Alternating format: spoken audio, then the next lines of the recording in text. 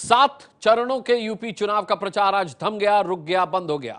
आखिरी दौर में परसों 8 मार्च को 40 सीटों पर वोटिंग होगी। आखिरी दौर में पीएम मोदी ने बीजेपी की जीत के लिए अपनी पूरी ताकत लगा दी। वाराणसी में तस्वीरें देखिए। वाराणसी में लगातार 3 दिन से डेरा जमाए मोदी ने जमकर चुनाव प्रचार किया। खासतौर पर आज उन्होंने वाराणसी के गढ़वा घाट में आश्रम में गौ सेवा करके एक बड़ा सियासी संदेश दिया। आश्रम में पीएम मोदी का स्वागत रुद्राक्ष की माला पहनाकर किया गया। इसके बाद मोदी पूर्व प्रधानमंत्री लाल बहादुर शास्त्री जी के घर गए और शास्त्री जी को श्रद्धा सुमन अर्पित किए। वहां उन्होंने भजन भी सुना और परिवार के लोगों से मिले। मोदी ने बनारस में 3 दिन में 3 रोड शो किए और 3 रैलियां की।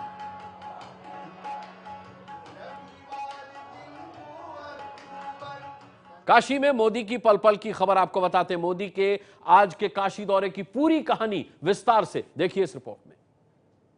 गढ़वा आश्रम में इस वक्त हमारी मौजूदगी है। हमारे हाथ में चारा है और यहाँ पर वो 2 गायें जिनको प्रधानमंत्री नरेंद्र मोदी ने चारा खिलाया, केला खिलाया। इस वक्त हमारे साथ रहस्य प्रेमानंद जी मौजूद हैं, उनसे हम जानते हैं प्रधानमंत्री का यहाँ पर क्या कार्यक्रम हुआ।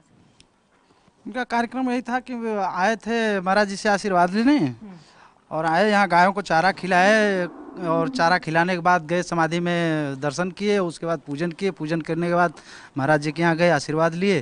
फिर वहाँ से फिर महाराज जी आशीर्वाद देकर के फिर वापस चले गए। बनारस में राम की नगरी है रामनगर, और रामनगर में पहली बार प्रधानमंत्री नरेंद्र मोदी आप देख सकते हैं अपने काफिले के साथ यहाँ पर पहुंचे हैं। गाड़ी जो है वो फूलों से भरी हुई है, लेकिन बाहर क्योंकि इस वक्त वो नहीं निकले हुए, गाड़ी के अंदर से ही लोगों को संबोधित कर रहे हैं। प्रधानमंत्री नरेंद्र मोदी इस समय रामनगर में हैं और उन्होंने अभी माल्यार्पण किया है प्रतिमा पर, लाल बहादुर शास्त्री की प्रतिमा पर माल्यार्पण करने के बाद वो उनके घर पर जाएंगे। अब बहुत कम देखने को मिलता है कि प्रधानमंत्री खुद लोगों के बीच जाकर इतने करीब से लोगों से मिले। नरेंद्र मोदी सीधे रवाना हो चुके हैं लाल बहादुर शास्त्री के आवास की उस गली की ओर जहां पर लाल बहादुर शास्त्री का पैतृक निवास है। और ये देखिए आप, चारों तरफ से उनके ऊपर पुष्प वर्षा की जा रही है, गुलाब की पंखुड़ियां उनके ऊपर गिराई जा रही हैं। प्रधानमंत्री नरेंद्र मोदी पहुंचे लाल बहादुर शास्त्री के पैतृक निवास पर। हम वहीं पर मौजूद हैं। फिलहाल जब लाल बहादुर शास्त्री के पैतृक निवास पर प्रधानमंत्री आए तो सबसे पहले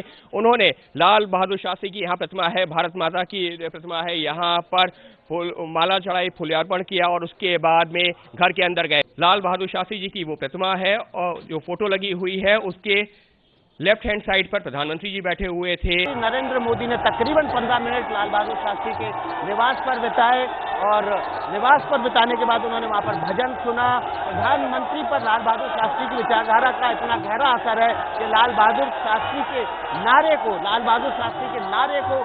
को उन्होंने जय जवान जय किसान को एक शब्द और जोड़ के आगे बढ़ाया, जय जवान जय किसान और जय विज्ञान।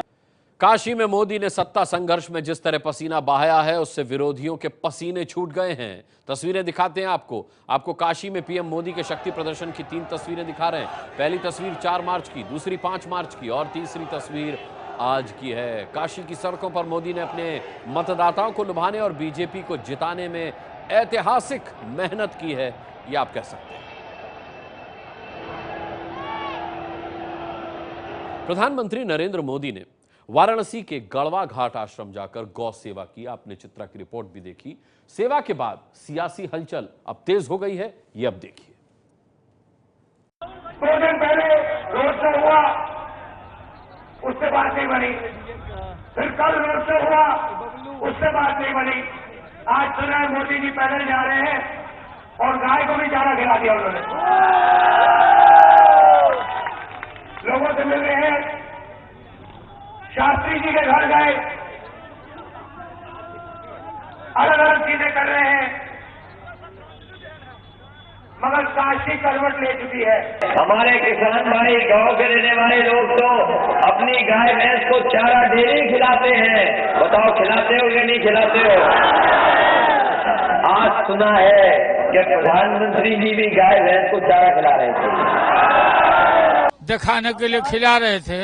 7 रेस कोर्स में गौशाला खोले, जितना गौशाला है देश में जो सरकारी स्तर पर गाय मर रही है सब उसको खाना दो। ये तो हार चुका, यहाँ से खत्म बाजार है, अब बचे वाला ना। वाराणसी में पीएम मोदी को आज क्या मिला, दिखाते हैं आपको।